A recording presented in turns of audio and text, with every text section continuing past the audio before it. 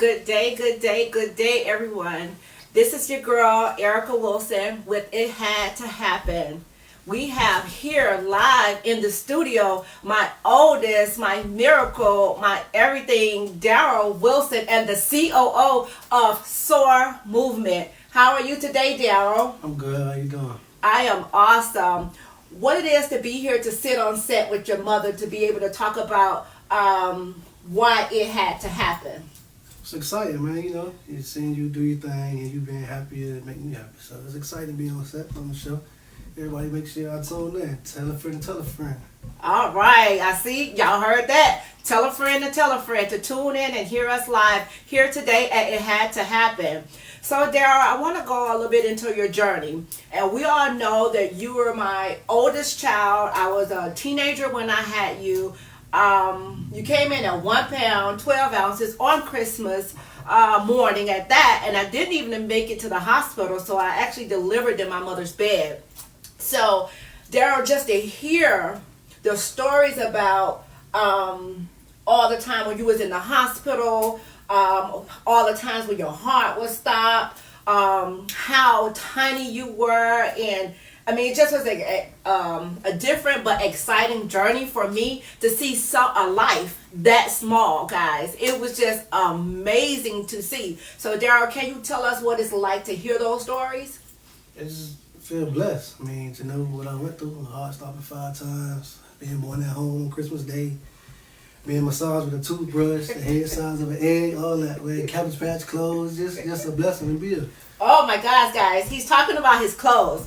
He might not want me to show you guys, but guess what? This is one of Daryl's outfits that he wore while he was after you came home. Okay. And he was 3 months wearing this. This here is the actual outfit that I brought Daryl home in. He was in this he wore this home, and it says Pinky, but it should have said Inky. We tried to take the P off, but Daryl actually wore this home at the age of 3 months, guys.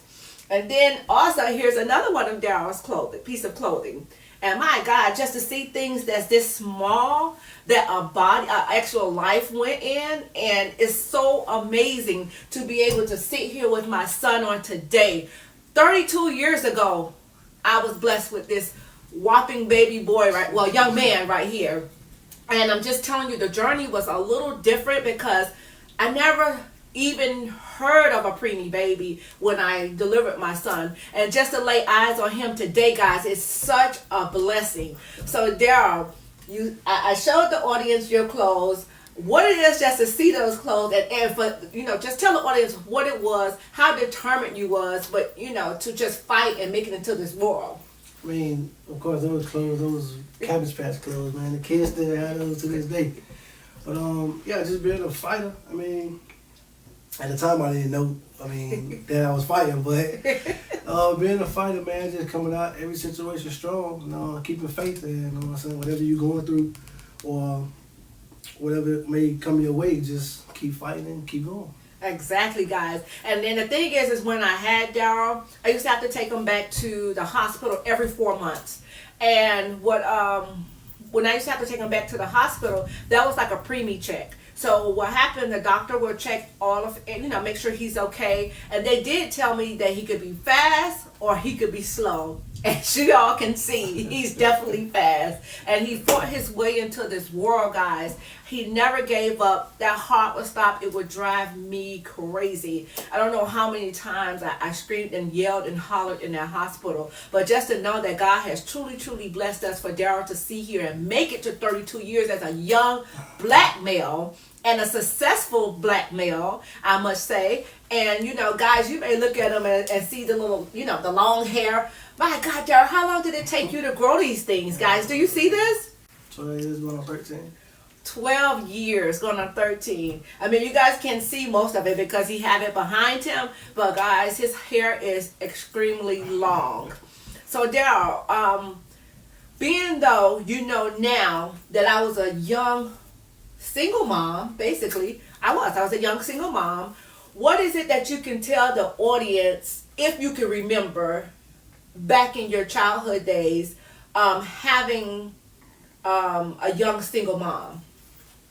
just the drive, the hustle. I mean, whether you had to work one job or two. I mean, I remember times when my mom was at work, and me and my brother was over at my auntie crib, my cousin crib. So I just remember mom being a hard worker, you know, instilling in us that you had to work for what you want, work hard for what you want, and you know, we want the best. You want the best for us, me and my brother, and she want the best for herself. So of course you go put that one foot in front of the other and take those steps and work hard for us. And to this day, you see, but she can prosper too.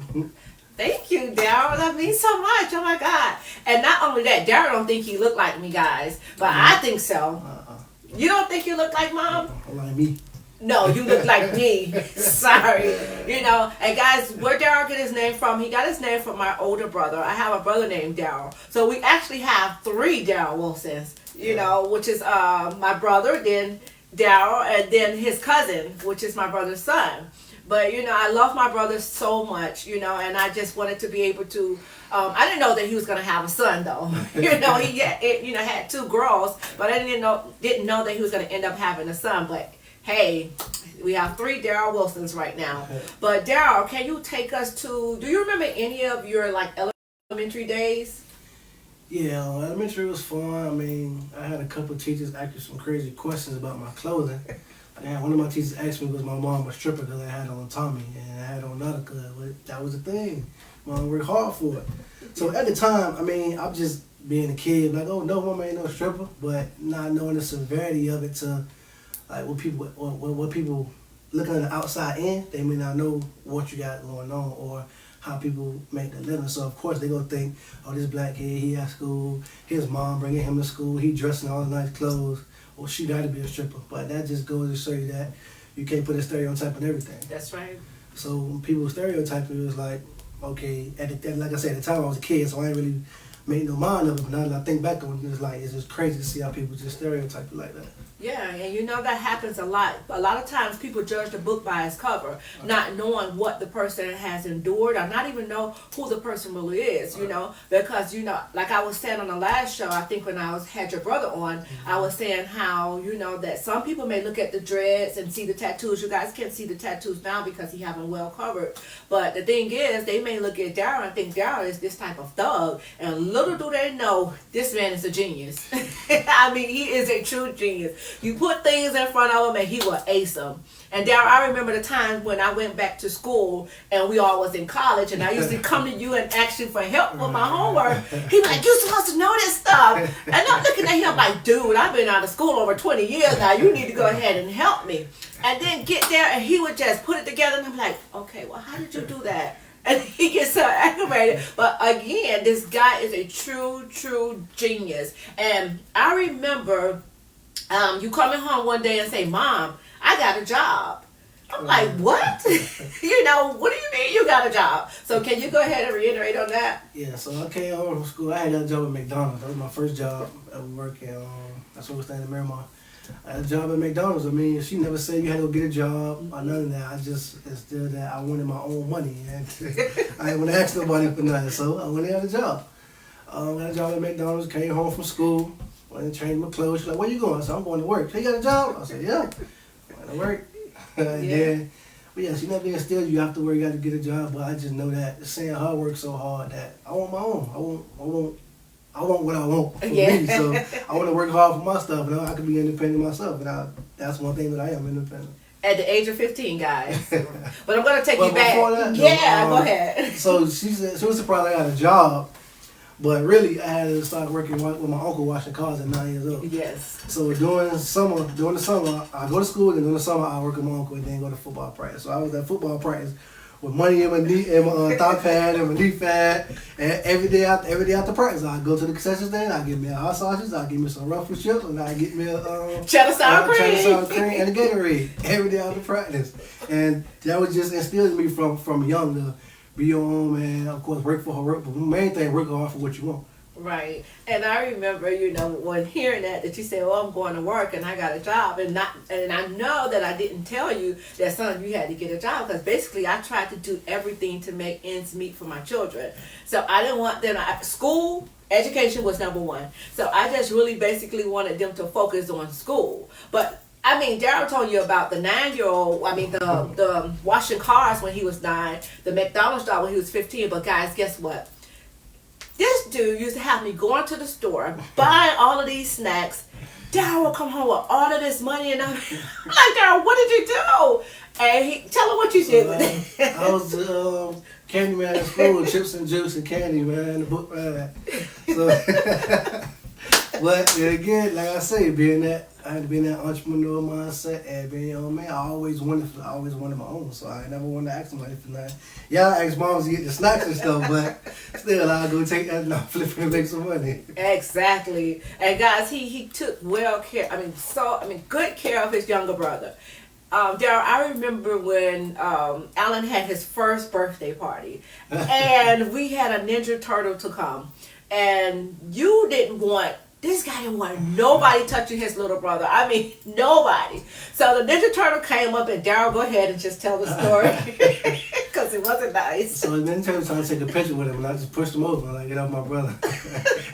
This guy didn't want nobody touching this. 4 years old. Yeah, and he just pushed the Ninja Turtle over. I was so embarrassed, and I was like, "Oh my God, Daryl, what did you do?" But that's just him protecting his little brother.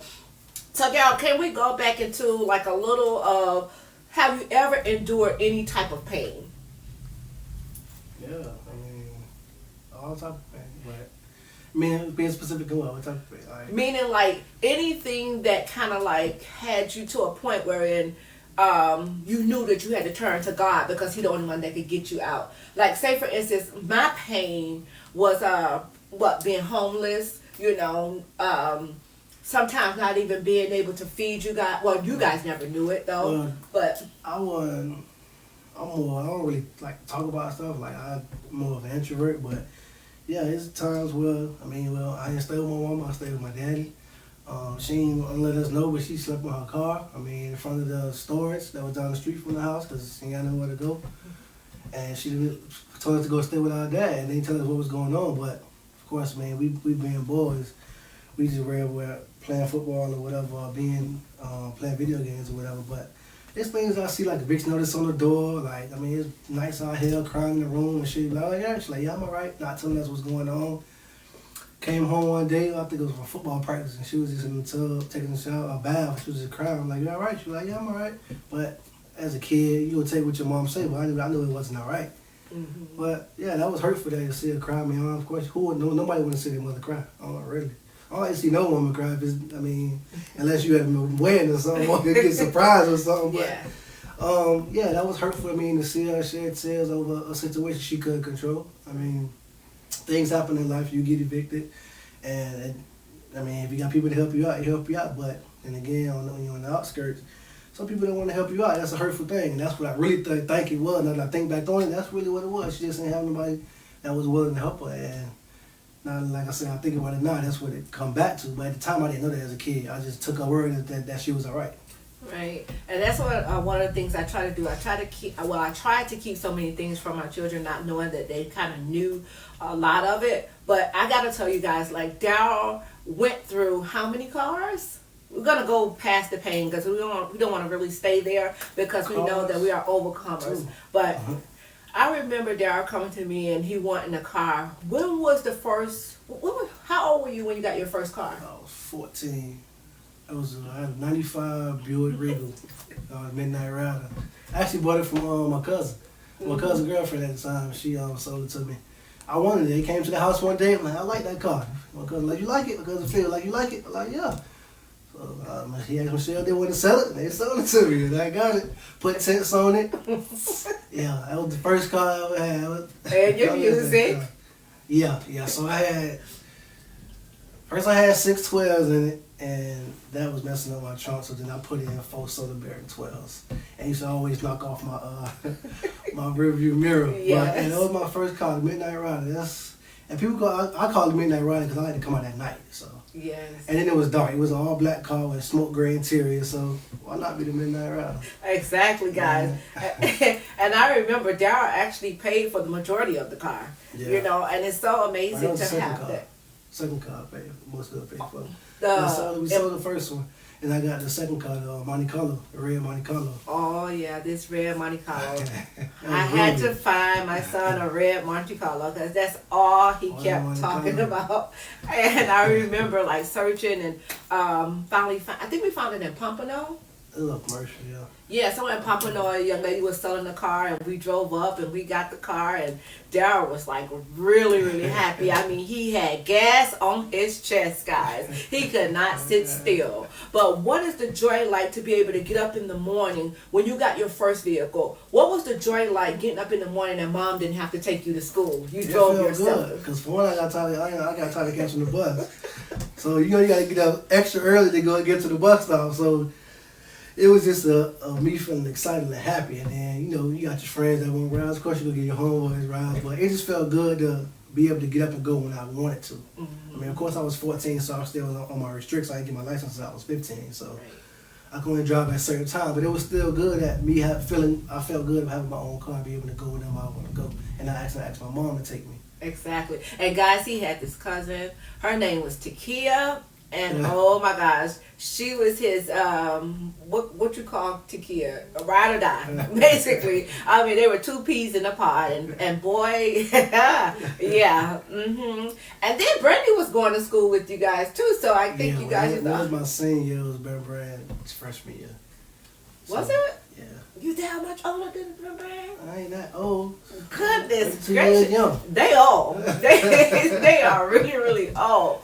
So what is it like? I know you often hear so many people asking, what is it like to be the big brother of an NFL player? Like, do people try to attach themselves to you? Do they you get a lot of fake love? Like, what is it to be?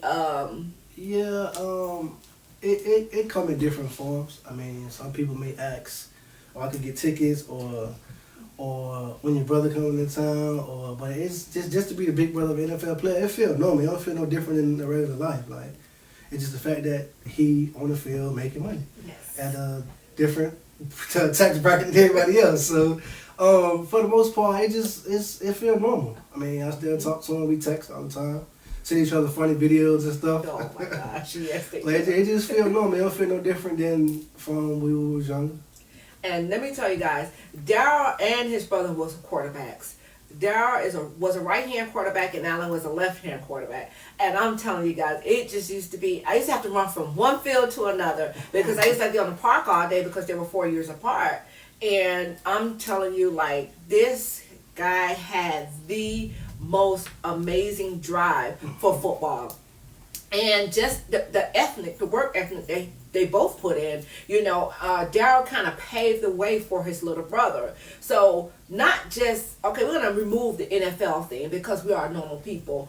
What is it like to be inside of a family like ours, like basically just me and you, it was me, you, and your brother, basically.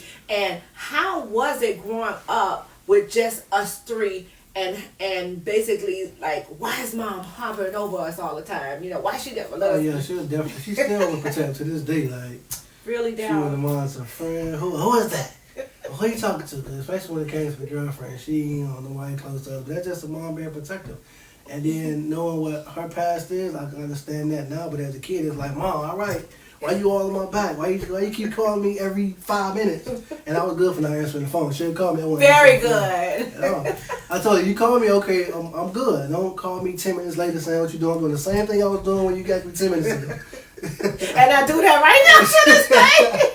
Still do it to this day. But Yes. it was just that bond of us being together and being strong for one another. So putting she wasn't just carrying the burden on her.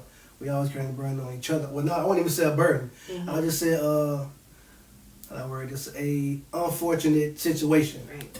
But just that putting that on us and putting it on her, we both carried the load for all of us. Yeah. So it was always distributed to where we had to be strong for each other, whether it was mom, whether it was my brother, whether it was me, whatever the situation was, because we all we had. Right. I mean, of course, she had that young, but that's just how life goes sometimes. It's people that just have kids young. So to answer your question, for to be in a family to where, of course, we done what was normal and it's just us three. It was just building a tighter bond with your parent, with your mom and your brother. Yeah, and that's some good stuff because I mean, not that everything was bad because we actually had some really good times. Oh, yeah. And I remember, you guys having your friends over, and then of course the kid was living with us, so we had the cousins and everybody coming over. Oh, and every summer. Yeah. Every summer. So even when you did the summer camps. Oh my gosh, and that's another thing. So the summer camps really helped too because mom, she loved kids. As long as she can sit them back. No, that's true. But she loved kids, as long as she can sit them back. So she did the summer camp. Now we did from infants up until I think it was 15. No, 17. 17. Yeah. So speaking of my first car again, we used to go to skating ring. We used to do an event like every week or every weekend, whether it was skating, bowling, what else we did? Movies and stuff like that. Now mind you, I got a 4-door. Picnics. Now mind you, we'll all pile up in the cars and we'll go on the trips. Yeah. I got by however many kids in my back seat plus me driving and Takia in the passenger seat because we was the parents now. Yeah. But it was like she said, it wasn't all bad times. It was good. I mean, of course the bad times are there, but the good will always outweigh the bad. That's right. So the good times was the summer camps, the coming to the school for teacher parent conferences and showing her my desk at school, where I sit and who I sit by, telling her about my new friends I had at school, my first girl I liked and stuff like that, just different stuff like that. So yeah. So I remember those summer camps. Those summer camps was lit, boy. I had a home child daycare at my home, and it was like, oh my gosh, we had some of the most amazing kids. Active, of course. Very active. What's nap time? Wasn't no nap time. No nap time. Right. You could say that again. Because they didn't know what a nap was. Right. But, moving forward to your high school years. Now, I know that Daryl is one of the ones you would never catch him slipping. His swag is like amazing. And it's so funny because if I say, Daryl, come take me somewhere, he have to get dressed and be matching from head to toe. I was instilled in me. Yeah, so when you go out down, you represent me. Okay. You see that, guys? You asked me to go to the store and put on the whole outfit. We could be going right down the street. Yeah. The whole outfit. That's so true. That's just me. I mean, I step by step. If I'm gonna go somewhere, I gotta be looking good. Even if I got on basketball shorts, you best believe in basketball shorts, go out and match the shoes. You see that, guys? I'm telling you. And so I was going back to Daryl's high school years because Daryl wanted to go to prom. He wanted to go to homecoming. He wanted to participate in everything. And I bust my chops, not knowing, he never knew that I didn't know where it was going to come from. But God made a way for all of it to happen. And Daryl, I remember that year, I think it was it prom when you wore that rust color suit? That was homecoming. Oh, see? Homecoming. That was my 10th grade year. Yeah, that was my freshman year. That sure was. Yeah. It was your 9th grade year. Yeah, my freshman year, yeah. The rust orange. That was homecoming. Yeah, I wanted to do everything. I mean, I was in sports, so of course I could not want to do nothing. I got to be in everything. So I was in that crowd to where everybody knew who I was. I mean, for the most part, me and my friends I went to high school with, all of us basically came from elementary to high school. Yeah. So I'm close like that. But I just wanted to be in everything. I mean, I played football. I wanted to do homecoming. I wanted to do prom. I wanted to do grad night, all that. I just had all that. But that's the joy of being in high school. You want to do everything. I mean, and at the time, like I said, Mom, she might not have it, but she made it work. That's why I went and got a job at 15 years old, because I wanted to do stuff, and I didn't want to ask somebody to do nothing for me. So, of course, it was something that she helped me out with. I mean, for the most part, I kept my money to myself with this when I was on grad night and prom and stuff. But yeah, I wanted to be in everything. I wanted to do everything. And even in the yearbook, I had a homegirl in the yearbook committee. I said, when you take my picture, make sure I'm seeing good. Shout out to Lauren. All right, Lauren. So, Benicia, my bad, that's your first name. I'm sure she don't want you to call her that. Right. She made sure I was right in the yearbook. Make sure my picture was front center so everybody seen when they got to that senior page. Mm-hmm. And guys, let me tell you, we went to go do Daryl's senior pictures, right? Mm-hmm. So I'm there with Daryl, of course, for him to do his senior pictures. And I know that I'm the one that helped Daryl to buy his grill. And at this time, Daryl had top and bottom. As you can see, I have a top go-to and two bottom ones, but you barely can tell about the ones at the bottom. But Daryl, he put in these gold teeth, and he took his senior pictures, and I did not know. Because I wanted him to feel like, he's an adult. I don't have to move over him and watch how he take his senior pictures or whatever. And when I got the pictures the proofs, I was like, Daryl, are you kidding me? Like, why? Why did you take the pictures with your teeth in? But I guess he wanted to, give it to him blood raw, right? It's a senior pic. I gotta be different. When you read those captions under the senior pics, it's always the funny stuff, and that's what people look forward to. So, to me writing that funny description, I put it in my goals and have my dreads hanging. So, that's just me being me. So I felt like I always wanted to be myself, and they never said you couldn't do it. They say, "Oh, don't put those in your mouth." You can't. They never said that. So I just wanted to be me, and that was me expressing myself. Okay, I had 16. 6 top, 10 bottom. But again, that was the thing. That's when Paul Wall came out with Nelly, came out with the "Let Me See Your Grill" song. So everybody had grills, and I figured, okay, I'm gonna show my grill off. Yes, he sure did. On his senior pictures, that he did. But moving forward, Daryl, how was it? First of all, did you even know about me dropping out of high school to take care of you? No, I always thought she finished because, she had me right around. See, school back then was different. So you graduated at like 15, 16 years old. So I always thought she finished. I never knew she stopped, man. And she stopped her last year. Like, you could have kept going for me. I wasn't that big. I was this big and whatnot. No, I couldn't. I had to be at the hospital, son. So, you were tiny. Your heart used to stop. I was not leaving your side. I didn't care. Yeah, I always thought she finished. I didn't know she didn't finish until she went and got her diploma. And then she got her diploma, then she went to college. But I always thought she finished, but better late than never. So she ended up getting her degree, ended up getting her diploma. So now, how was it having your mother in college with you? Because I remember you used to kind of like run from me. Didn't want people to know I was your mother. But how was it? It was fun. It was different. Everybody already knew who you were. My mom was the cool mom. Everybody wanted to come to my house during the summer. Everybody wanted to hang out, and because I had my cousins there, and me and my brothers used to be there hanging out.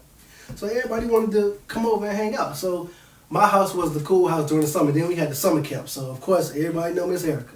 Everywhere we moved, we stayed in Miramar, we stayed in the ranches. Everybody know Miss Erica. So it was just fun. It was exciting, and people who didn't know her, they thought she was my sister. Yeah. Some people thought she was my girlfriend. Like, we go places and they think it's my girlfriend, but most of everybody thought that was my sister. And I'm like, well, your sister in school with you? And I'm like, my sister, that's my mom. You lying, your mom look young. I'm like, yeah.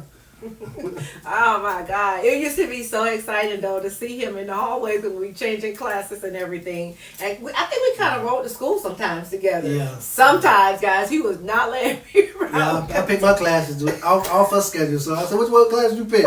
And I picked opposite, so we would be there together. So we never end up in the same class before. No, we never in the same class, but I just help around school. She'd be like, oh, where this building at?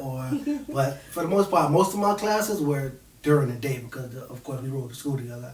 I only had like 2 night classes that really. Yeah.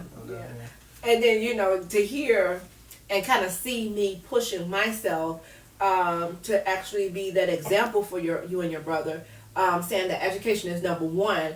And I was making good grades, so I like I said the other day, you couldn't bring home no bad grades either, because you told us we couldn't bring home any bad grades. So we kind of pushed our way through, and kind of tell the audience the day of my graduation at BCC.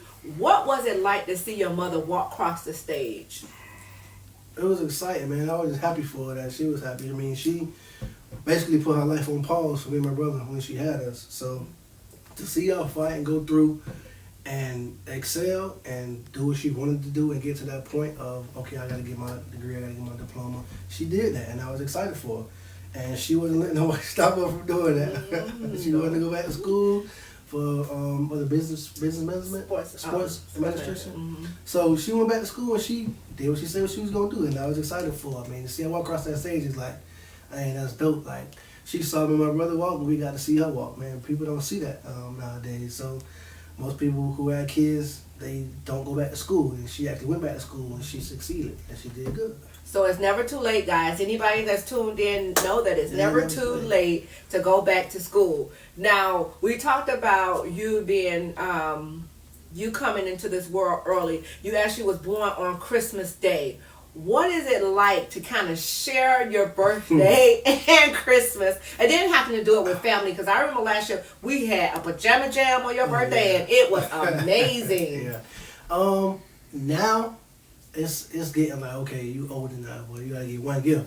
But as a kid, no, you gotta give me, still today, certain relatives give me 2 gifts. But as a kid, it was always, I want 2 gifts. It's my birthday and Christmas, so y'all gotta give me 2 gifts. But it was just, it feels good just to share that with my family. And because when I was born, everybody was in the hospital. So not only my mom put her life on hold for me, everybody else put their life on hold for me at the hospital, because I was in the hospital for the first 3-4 months of my life. So for the most part, it feel good. I mean, that pajama jam we had last year, that was fun. I mean, we had the monsters going, we had to go food with a party, but not the fact that it's my birthday, it was just the fact that family was around. Because, I mean, every day feel like Christmas to me, because the fight that I had to go through to be here. Oh, Jesus. So every day is Christmas to me, man. So I'm just happy to be here. But that pajama jam was fun, and on my birthday is, as I get older, of course I want a gift and everything or whatever, but it's more of a family being around. Like, I care less about me getting gifts and stuff. I'm grown. If I work and go and make my own money, so I could go and buy what I want if I wanted it. But for the most part, it feels good on my birthday just to be around family. Sure, what do you need? Nothing. But last year too. You're right. You need what I want. Yes, want now. I want. And I remember, like 2018, my son was determined to get his tie-ho, and he was not backing down. And I remember after I went to Wonderland that we had, you told me that you wanted to go to the car lot. Now, guys, I was so tired. It was pouring down, raining, and I'm dressed in my angel suit, and I'm just so tired. But my son was so determined to go get his tie-ho. So yeah, we actually went to the dealership that day. It didn't work out, and then we ended up going to the dealership 2 times after that. Yeah. But how many of you know that 3 times is a charm? And on that 3rd time, Daryl walked away with his 2019 tie-ho, and guess what color, y'all? Black. And he called that one midnight as well. And you know, that was a big gift for you, like because that was around Christmas time. December 18th. 16. 16? You sure? I thought it was 18. December 16th, exactly. Well, he knows. December 16th, I got one car. But I got tired of asking my grandma to drive her car, my mama to drive her car. And again, like I said, I was like asking somebody for that. So if I figure out where to go somewhere, it's not a burden for me, but I'm like, dang, I gotta take your car. Yeah. I gotta put gas in your car. I gotta get my own car and do all that. But I wanted the truck. I mean, my mom got a car, my grandma got a car. So for traveling mostly, I was just thinking future, like if I ever do have kids or whatever, and when we do have trips, I have a truck. So when we had to pile up in a car and feel uncomfortable, everybody could get into the truck and we could go travel. And boy, do we travel in that truck. So, but I wanted the truck for the most part, mainly because, and my grandma, she always said, I can't get in and out my car. I need it. So Gramps pushed me a little bit too, but I already had 2 cars before that, so I figured let me go bigger. Let me step. If I'm going to step. So I got a truck. So when I got the truck and threw tents on that too. And midnight, that she out in the driveway. Can't y'all tell this is my cool kid right here? My cool young man. Not a kid no more. Because, hey, you can see that he's definitely a young man now. But, Daryl, can you kind of tell them what it is like when I came to you guys and I was telling you about the nonprofit that I wanted to start with you all? And me and you was kind of chopping it up. Y'all, I'm getting real hood with my son because that's how we is, that's how we are. And what you see is what you get with us. There's no sugarcoating, no fronting, or any of that. I mean, we are real and solid as possible. But when we was chopping it up, talking about what it is that we are going to name the organization, I remember you came up with a couple of names as well. Yeah, I had, so the idea started, my idea was 88 Blessings in 88 Ways. Mm-hmm. So she just took the 88 Blessings part and ran with it and started a nonprofit organization. But my idea for it, when I had the vision, it was 88 Blessings in 88 Ways. At the time, my brother was wearing number 88. Mm-hmm. So I was thinking, like, you could bless 88 people, like, and paying it forward. That was the whole idea of paying it forward. So I was like, okay, 88 Blessings in 88 Ways. Yeah. I was actually driving to Miami, too, when we came up with this. So blessing people in 88 ways, and whether it's monetary, whether it's donating, whether it's feeding the homeless, whether it's cleaning out your closet, giving away your clothes, whether it's going to read the kids in the hospital, whether it's going to see the kids in the hospital in the ICU and all that stuff. There's different ways to bless somebody in 88, and you had to pick and do it to 88 people. So right. That was the idea of it at the time, but it manifested to something bigger, and even people still watching. If you want to move forward 88 blessings, 88 ways, you can still do that. So exactly, because you never want to stop giving. I mean, it's always paying it forward. You never know if somebody else is less fortunate than you, and that one thing you give somebody may take them a long way. Whether it's you send somebody that actually say they're hungry, okay, you go and take them, you get them food. I mean, I'm not sure how involved people are with it, but even if you want to sit down with them and chop it up with them and ask them, okay, well, how you doing? And what's your name, man? And why they eat their food, or just sit down and have a conversation. Even a conversation, you can even sit and have a conversation with somebody. Like you see people on the side of the road every day. Just stop and ask them how your day going, right? What's your name, or anything of that sort. But it's just paying it forward in that mindset. And what Darryl mean by paying it forward, like we bless the 88 and the 88 go out and bless another 88. Right. He just wanted to kind of like keep this thing going. And when God gave me the vision, he gave it to me like he said worldwide, like national, basically. And as we know that Darryl, I mean, you guys may not know, but Darryl actually is the COO of 88 Blessings. And boy, when he comes stepping, do he come stepping. And we have so many different events that we had. That was the time when it was a single moms organization, and we used to have the gala. We used to have the back to school bashes. We used to have the winter wonderlands. We used to have like the family days. We did so much with the kids, and I used to even dress up. Everybody dressed up for winter wonderland, and I was an angel at first, and then I switched over into my Mrs. Claus outfit. And she never want to be an elf though. No elf. No elf. No. And the kids will be so excited to to join us and see us that everybody is actually dressed during this time. So Darryl, then when we came up with the idea of SOAR, being though that I didn't get a chance to do those things because I chose to have a kid at a young age, and it kind of hit near and dear to me. So by you seeing the work that's behind the scenes, a lot of people don't see the behind the scenes work. And so for you to like kind of witness and see the behind the scene work and see these amazing kids that we have, I see so much of you and your brother and these children. And that's why I'm telling you, we adopted the 17, and I'm telling you, I'm kind of like taking them to heart like they're my children for real. So thank you all for allowing your children to soar with us, all that who's soaring with us. So what is it like to be a part of an organization who not only serve the Jacksonville area, we done been in Miami, we done been in Texas, we done been in Georgia. I mean, we have people like all over. So what is it to be a part of an organization and then be the COO? The kind of like brains of the organization. See, people don't know that. You may not see there as much, but he's actually the brains of the organization. So could you tell us what that's like? It's exciting too, just to bounce ideas off of me. I mean, and I bounce ideas right back, into the organization and different things that we can do. But it's exciting, man, but it's exciting because you get to see the next generation of how they coming up. Like, every generation that's coming up is a bit different. I mean, but at the same time, still the same. If that makes sense. So you still have those kids that want to do good and that's still doing good. Even if you got the misguided kids, at the end of the day, that's their way of expressing themselves for attention. Like you still love them the same. You hear that, guys? So don't always put a label on kids and say they're bad. Right. Yeah. Most kids. Some of the kids, you say, oh, kids misunderstood. No, you got to take the time to listen to them. Every kid's not the same. Some kids are vocal. Amen. Some kids voice themselves by anger. Some kids voice themselves by drawing. Some people like to sing. It's just different things. You got to listen. Pay attention to them.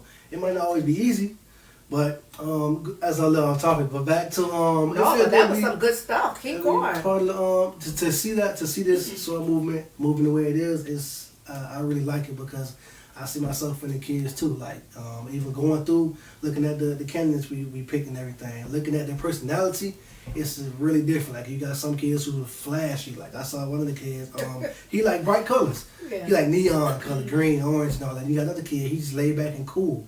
I saw some of the young ladies there. The hair, even the hairstyles, and even the way they dress. It's all the same, but it's all the same, but at the same time it's different. It's just their personality is what I already picked up on, and seeing that they didn't have a chance to walk. So when you pack that box full of that for kids that go to college, when you pack that box with a pillow and that's essential they need, they might have had it, but the fact that you're giving it to them and they come from somewhere else, they're grateful. Like, okay, I got a pillow, well now I got 2 pillows, or I had this, but now I got this. So, and then that box you gave them, the stuff they have, they might not know where their next item was coming from for school. So that box you got them, they might sit that box to the side and use that later on once their other stuff run out. So it feels good to give to them and see the kids smile when you on FaceTime with them and we did the congrats thing. That was a good feeling because I know what it feel like to graduate.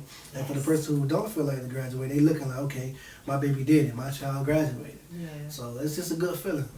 And see, guys, that's one of the things that I instilled in my children, to be able to give it, get paid for it, to give back. And, we're not, excuse me, guys, we're not some of the most, I wouldn't say like, I think we saved, sanctified, and filled with the Holy Ghost, and we fear God, and we know where our blessings come from.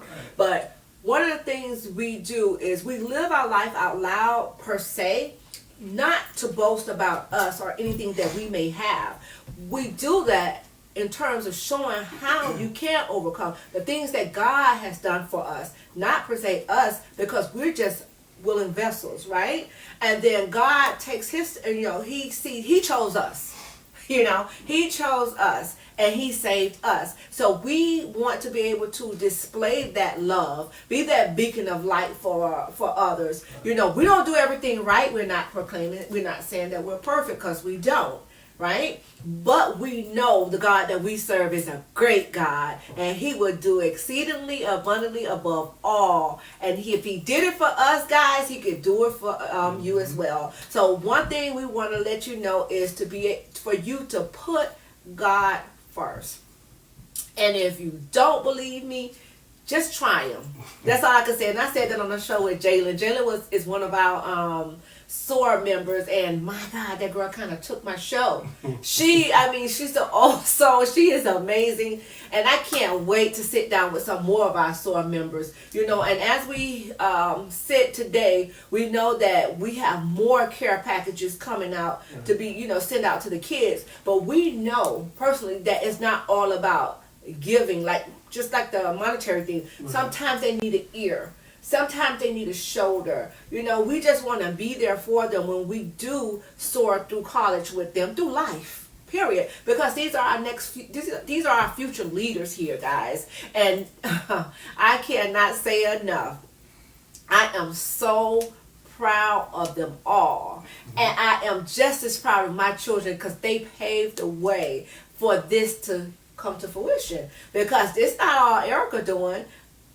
Like I said, he's the brains behind it. God just gave me the vision, and then Alan has the platform for us to use. Look at that. What a dynamic trio. Hey, as long as we have breath in our body, we're going to be here to serve. Whether Alan is an NFL player or he's not, we are here to serve. We love serving. So Daryl, what is it that you would like to leave with the audience on today to kind of like take from what we've been speaking about? Just make every day your best day possible. Like don't let the negative energy or negative vibe that anybody bring you down. Keep that mindset of you gotta do better than yesterday. I want to do better than yesterday. Yes. So always try to progress, even if it's okay. Say let's put in exercise. Say you want to get fit. Okay, you did 5 push-ups yesterday. Do 10 a day. Try to push yourself. Try to push yourself to do 15 the next day. But just always ask yourself when you get up, what can I do better than I did yesterday? You hear that, guys? That is some awesome word of advice right there. That was, take that, jot that down, write it down and apply it, basically. So Daryl, when, how can I say this? When you became an adult, right? And I kind of didn't let up as far as, the calling and the texting to just say, just let me know that you're okay. Now seeing what we're dealing with now, it's been happening as far as the police brutality or whatever. It's been happening, but can you see now why I was that way with what's happening now? Yeah, I can. I mean, it's so and coming up. Of course, we always had we had social media stuff, but now it's just different platforms. So you can people are showing it now. Like back in the day, it's just okay. I could come home and tell you, I got stopped by the police. They said this, and that. But now you got that platform with the Instagram, the Snapchat, the Facebook, and even with the phones nowadays, you could just record anything, or you can put a voice recorder on. You don't have to have the video. So it's just so many different ways to have your proof if you need to show if something does go wrong to protect yourself against the police. Mm-hmm. But yeah, I see now that why you were so hard on us, especially being a black man in America. I mean, like coming up as a kid, all I want to do is play football, play video games, and hang out with my friends. Mm-hmm. So now growing up, I'm grown now. I see when moms was tough on us like that. But when it comes to, like you said, the texting and the calling, I'm good for not answering the phone. I say, yeah, I'm alright. And that drives me crazy, y'all. You just don't know. I be so mad. I be like, dude, just say that you're okay. Right. And then too, I can tell good when something is wrong with one of my children. It's like I get some type of nudge or I don't know. I could just tell when something is wrong. Every single time, not a time went by that I haven't. And I thank God for that gift, But, I just want to know he's okay because there's so many times. I mean, when he got that door in the morning, I pray all the time anyway, but I'm sending up extra prayers. Right. And then as soon as I hear the alarm turn off, I just raise my hand. I say, Lord, I thank you for bringing our child home. Because, boy, I don't know what it is. I don't know what it feels like to lose a child. And I pray to God that I don't ever know what that feels like. But I just want you to know that your life matter. You understand what I'm saying? I'm not saying that any other lives don't matter. Because all lives matter. But, son, your life matter. And all I want to know is, are you okay? So if you could just shoot mommy that text and say, okay, I'm good. You know what I'm saying? Me and my son, we're like best friends, all three of us, and we put in that quality time. And, with Alan being back in Miami now, we can't really put in as much time, but we try to get it in where we could fit it in, and it's just such a blessing, guys, to lay my eyes on my children, 32 and 28 years old. Some didn't even make it that far. But God, I thank you. Make it to see 18. Yes, your cousin, look at there. Yeah, gunned down on the street, it happens, and we just want to be able to, again, I'm going off subject. I'm kind of like leaving that alone because I'm getting a little teary-eyed thinking about Abram. But the thing is, in life, we're all going to go through something. Not knowing what it is, but we're going to go through something, but just know that it had to happen. I don't know what your it is. You may not know what my it is. I speak about it all the time. Get my book. You can go to my website. My website is www.ericawilson, ih2h.com. You could go there for bookings. You could go there to purchase my book and kind of like see the updates and see what what we have going on where it had to happen. Because like I said, things in life, it had to happen. We may not know why at the time, but it'll make sense later. But guys, we just want to thank you for joining in with us on today. Daryl, you have been amazing. You have done more talking, and I'm loving it. I'll send my invoice. You gonna send me guys, he said he's gonna send me his invoice. I'm telling you, he always trying to hit my pocket, y'all, but it's all good. I'm just blessed to be able to have him on set with me and be able, to sit here and speak with you all. And if you have any questions, concerns, or even ideas for our organization, 88 Blessings, you can go to our website at www.88blessings.org. Again, guys, thank you for tuning in. We are forever grateful, but don't forget to click, like, share, and comment on all of our social media platforms. And subscribe to our YouTube at It Had to Happen with Erica Wilson. Great day, folks. Do have a blessed day. Bye. How long?